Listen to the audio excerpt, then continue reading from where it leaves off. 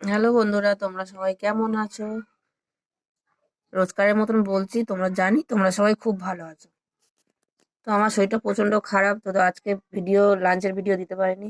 তো এটা দেখো, নিয়ে নিয়েছি মাছের তেল পেঁয়াজ আর লঙ্কা দিয়ে ভাজা, একটু রসুন দিয়েছি। আর এখানে মাছ, ফুলকপি, আলু দিয়ে ঝোল নিয়ে নিয়েছি। মাছের তেল দিয়ে একটু প্রথমে ভাত মেখে নিয়েছি, খেতে তো ইচ্ছা করছে না, গা গুলাচ্ছে, এত ঠান্ডা লেগেছে। তাও মনে হলো খাই, একটু তোমাদেরকে শেয়ার করি, ওষুধ খেতে হবে। তেলটা একটু ঝাল ঝাল হয়েছে, যে জন্য বোধহয় বেশি ভালো লাগছে।